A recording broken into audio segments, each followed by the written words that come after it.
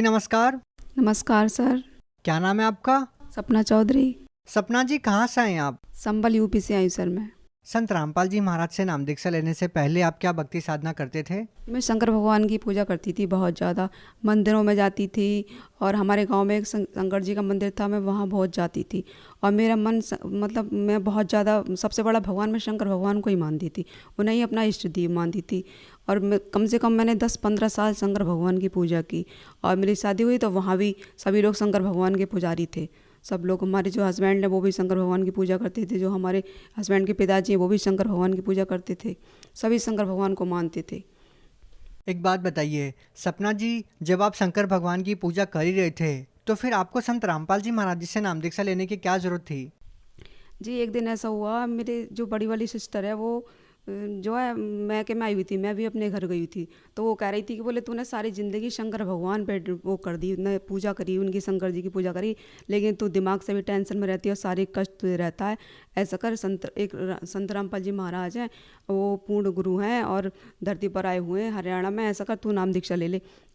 तो मैंने कहा मैं गुरु गुरु को नहीं मानती, मैं बहुत विरोध करने लगी उससे। मैंने आज तक कभी किसी को गुरु माना ही नहीं है, और मेरे तो भगवान शंकर भगवान ही है, मैं सिर्फ शंकर भगवान को ही मानती हूँ।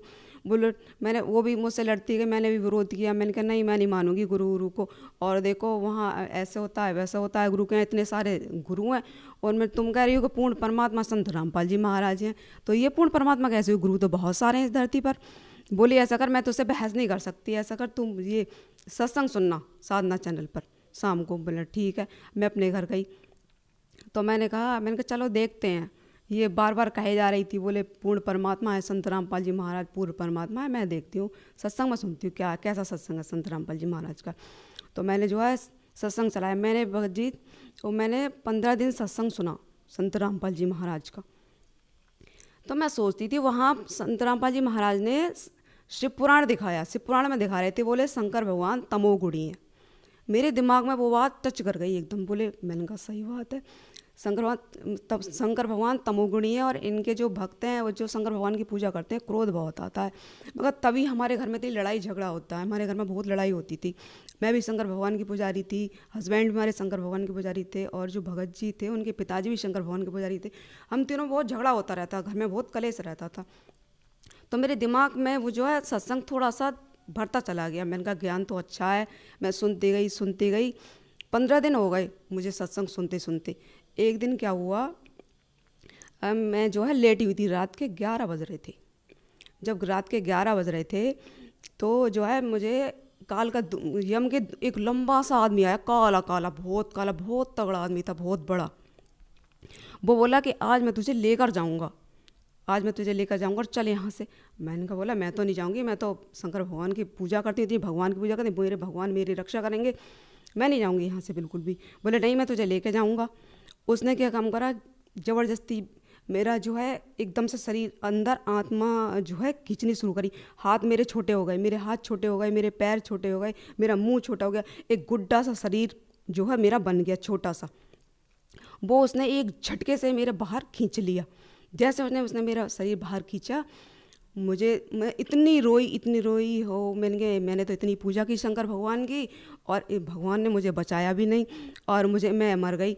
तो मैं रोते रोते कह रही थी अपनी मम्मी से, पापा से, बहन भाइयों से, सबको पुकार रही थी, बोले मुझे बचा लो, मुझे बचा लो, मेरे भगवान ने भी मुझे नहीं बचाया। आज जो है मैं रोने लगी बहुत बुरी तरीके से। तो वो बड़े बड़ी दाढ़ी थी उसकी, काला सा आदमी था, बोला कि चल हम 10 मिनट का तुझे समय देंगे, और जो है जिसे पुकारना है पुकार ले।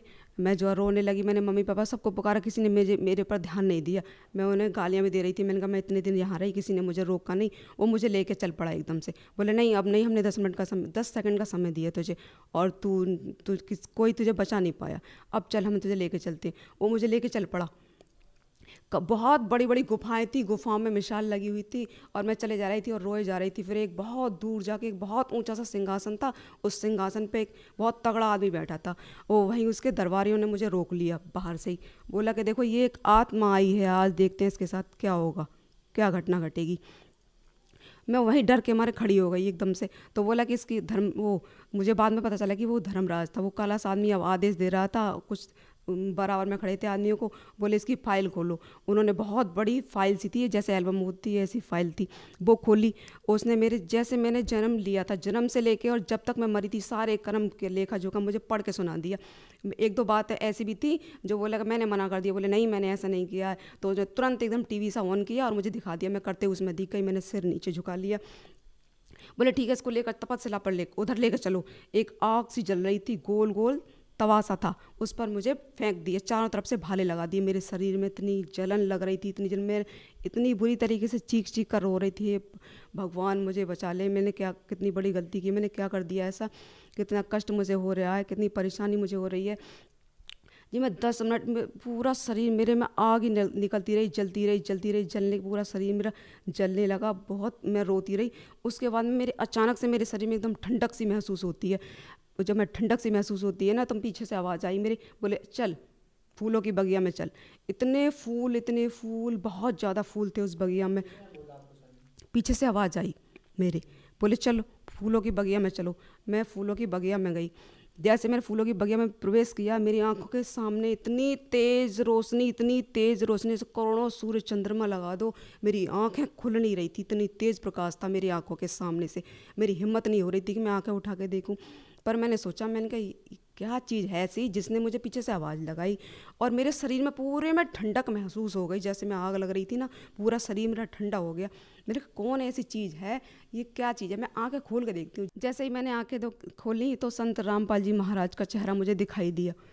मैं इतना रोई है परमात्मा, मैं आपकी तो खोज कर रही थी, आप इतने बड़े परमात्मा हो मैंने जिसका इतना बड़ा विरोध किया, मैंने संत रामपाल जी महाराज का इतना विरोध किया, लेकिन मालिक ने मुझे जीवन दान दिया है दाता। मैं तो आपकी खोज कर रही थी, आप तो पूर्ण परमात्मा, वास्तव में ही पूर्ण परमात्मा हो। मैंने कितनी बड़ी भूल की, आपने मुझे जीवन दान दे दिया।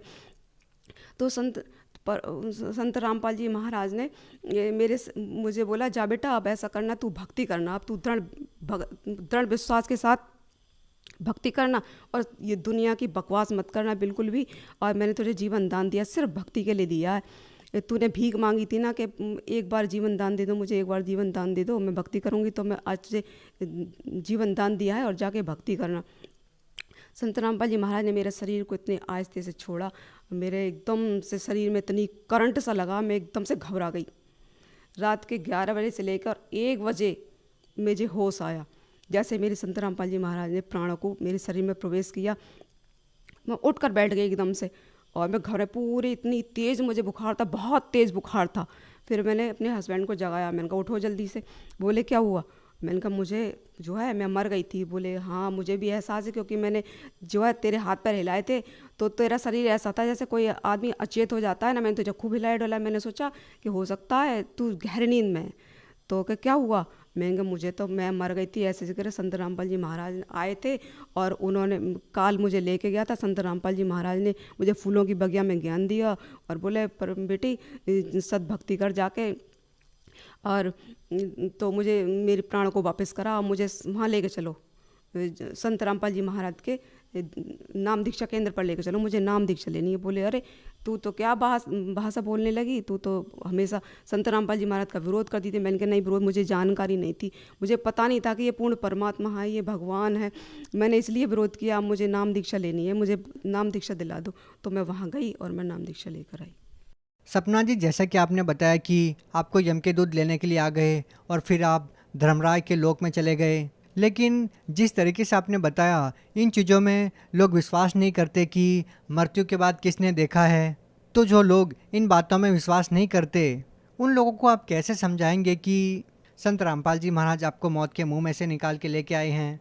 कैसे विश्वास दिलाएंगे आप लोगों को? देखिए पहले मैं भी इस चीज़ों पे बिल्कुल भी विश्वास नहीं करती थी, बहुत विरोध करती थी कि यह कुछ नहीं होता है, मरने के बाद क्या होता है, कैसे होता है। इस पूरी पृथ्वी पर सिर्फ संत रामपाल जी महाराज ही हमारे प्राणों की रक्षा कर सकते हैं, अन्यथा कोई भी देवी देवता कितनी भी भक्ति कर लो कोई भी बचा नहीं सकता हमें। क्योंकि जब मैंने इतनी भक्ति की मुझे किसी ने नहीं बचाया। मुझे पूरी ज़िंदगी मैंने शंकर भगवान की इतनी भक्ति कर ली, कम से कम 10-15 साल मैंने शंकर भगवान की भक्ति की, उन्होंने मेरे प्राणों की रक्षा नहीं की। मैंने इतना पुकारा, सिर्फ संत रामपाल जी महाराज ने मेरे प्राणों को बचाया।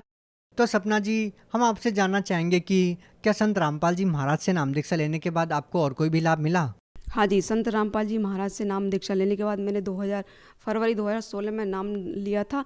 और अप्रैल में ही मुझे इतना बड़ा लाभ हुआ, परमात्मा ने इतना बड़ा चमत्कार दिखा दिया कि मेरी 5 साल की बेटी थी, उसके बाद में जो है जो भी बच्चा मतलब 2-3 महीने की प्रेगनेंसी हो रहती थी और बच्चा जो है ख़राब हो जाता था खुद ही। मेरे साथ 3 बार ऐसा केस हुआ और जो है अबॉर्शन कराना पड़ा तीनों बारी।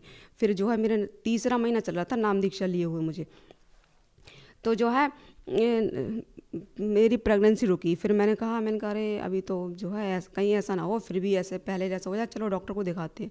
अब मैं और मेरे हस्बैंड डॉक्टर के यहाँ गए, बोले हमने दिखाया, बोले बोले बोले बेटा ठीक है, और जो है रोग का इंजेक्शन लगा देते हैं हम, कल जो है चेकअप आज इसके सारे हो जाएंगे, कल रिपोर्ट मिलेगी, कल दोबारा आना।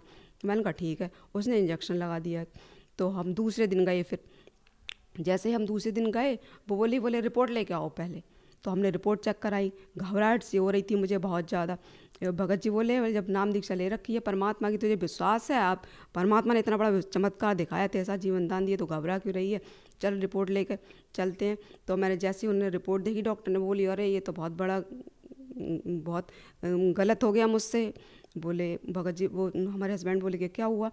बोले कि मैंने इंजेक्शन लगा दिया इसको, लेकिन इसके तो जो है सारे पेट में इन्फेक्शन है, 6 महीने इसका इलाज चलेगा, और थायराइड की इसको बीमारी है, पहले इसका उसका इलाज होगा और तब जो है बाद में ये चीज़ कोई प्रेगनेंसी रह सकती है, अन्यथा इसका अबॉर्शन कराओ, ये बेकार है बच्चा।